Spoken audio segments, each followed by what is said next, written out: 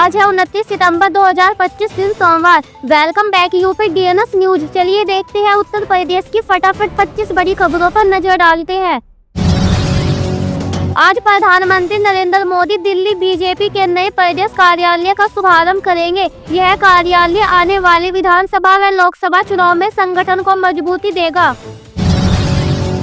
राहुल गांधी की अगुवाई में कांग्रेस 29 सितंबर से संविधान सत्याग्रह पद यात्रा शुरू कर रही है। यात्रा 2 अक्टूबर तक चलेगी और इसका उद्देश्य केंद्र सरकार पर संवैधानिक संस्थाओं को कमजोर करने का आरोप लगाना है। संयुक्त राष्ट्र महासभा में विदेश मंत्री एस जयशंकर ने आतंकवाद पर कड़ा रुख दिखाया। उन्होंने पाकिस्तान का नाम लिए बिना कहा कि आतंकवाद को किसी भी रूप में बर्दाश्त नहीं किया जा सकता।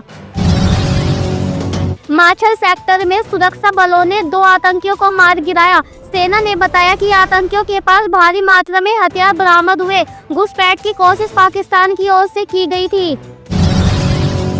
केंद्र सरकार में जल्द ही मंत्रिमंडल फेरबदल हो सकता है। प्रधानमंत्री मोदी नए चेहरों को मौका देने और कुछ पुराने मंत्रियों की जिम्मेदारी बदलने पर विचार कर रहे हैं।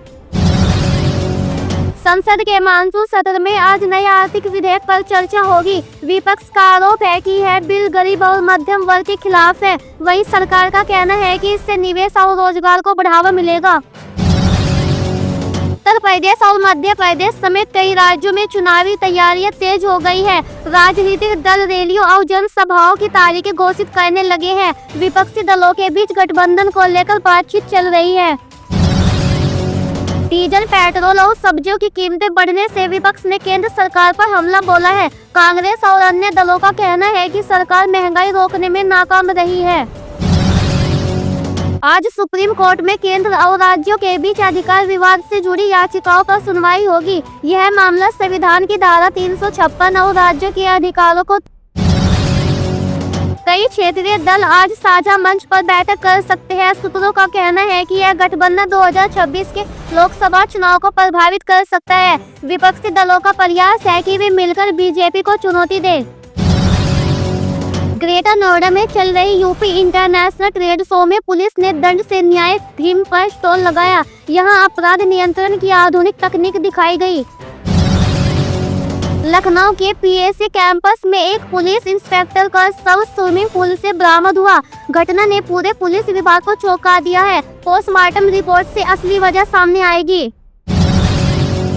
दिल्ली में 1 करोड़ की ज्वेलरी लूट मामले में पुलिस को यूपी कनेक्शन के सुराग मिले हैं। कई संदिग्ध आरोपियों की तलाश मेरठ और गाजियाबाद में तेज कर दी गई है।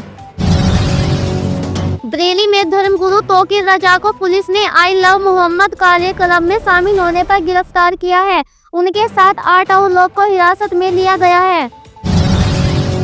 उत्तर प्रदेश के कई जिलों में आज महासप्तमी के अवसर पर बैंक बंद रहेंगे। ग्राहकों को ऑनलाइन सेवाओं का उपयोग करने की सलाह दी गई है।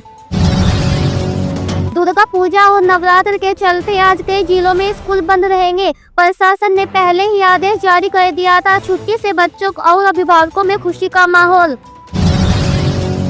मौसम विभाग ने यूपी में गरज चमक के साथ बारिश की चेतावनी दी है। लखनऊ, वाराणसी और गोरखपुर समेत कई जिलों में तेज हवाएं चल रही है। आज सप्तमी तिथि है। राहु काल सुबह 7:41 से 9:10 बजे तक रहेगा। अभिजीत मुहूर्त 11:44 से 12:31 तक रहेगा। इस दिन देवी दुर्गा की विशेष पूजा का महत्व है। मंदिरों में सुबह से ही श्रद्धालुओं की भीड़ उमड़ी हुई है। ग्रेटर नोएडा में आयोजित ट्रेड शो में भारी संख्या में निवेशक जुट रहे हैं। एमएसएमई और बड़े उद्योगपतियों ने यूपी में निवेश की रुचि दिखाई है। नोएडा और ग्रेटर नोएडा में ट्रेड शो की वजह से भारी ट्रैफिक डायवर्जन लागू किया गया है। पुलिस ने वैकल्पिक रूट जारी किए हैं। इससे यात्रियों को थोड़ी परेशानी हो रही है। नवरात्र के दौरान वाराणसी में गंगा आरती के लिए श्रद्धालुओं की भीड़ उमड़ रही है। सुरक्षा व्यवस्था कड़ी कर दी गई है। पुलिस बल और एनडीआरएफ की टीमें तैनात की गई है। कानपुर में बढ़ती खपत और तकनीकी खराबियों के कारण बिजली संकट गहराया है। कई इलाकों में घंटों कटौती हो रही है। लोग परेशान हैं और प्रशासन से समाधान की मांग कर रहे हैं। प्रयागराज में सप्तमी पर संगम तट पर हजारों श्रद्धालुओं ने स्नान किया। घाटों पर सुबह से ही भीड़ उमड़ रही है। पुलिस और प्रशासन ने व्यवस्था संभालने के लिए विशेष इंतजाम किए हैं। मुख्यमंत्री योगी आदित्यनाथ आज गोरखपुर के नवरात्र मेले का दौरा करेंगे। वे विकास परियोजनाओं का भी निरीक्षण करेंगे। प्रशासन ने सुरक्षा व्यवस्था मजबूत की है। स्थानीय लोगों की उम्मीद है कि सीएम कुछ नई घोषणाओं भी करेंगे। पूरा शहर सीएम के स्वागत के लिए तैयार है। उत्तर प्रदेश में आयुष्मान भारत योजना की समीक्षा बैठक आज होगी। स्वास्थ्य विभाग का लक्ष्य है कि ज्यादा से ज्यादा गरीब परिवारों को इस योजना का लाभ मिले। अब तक लाखों मरीजों को मुफ्त इलाज का फायदा मिला है। सरकार आने वाले दिनों में लाभार्थियों की संख्या और बढ़ाएगी। तो ये थी आज की 25 सबसे बड़ी खबरें। खबर अच्छी लगे तो वीडियो को लाइक करें, शेयर करें और यूपी DNS न्यूज को जरूर सब्सक्राइब करें। धन्यवाद।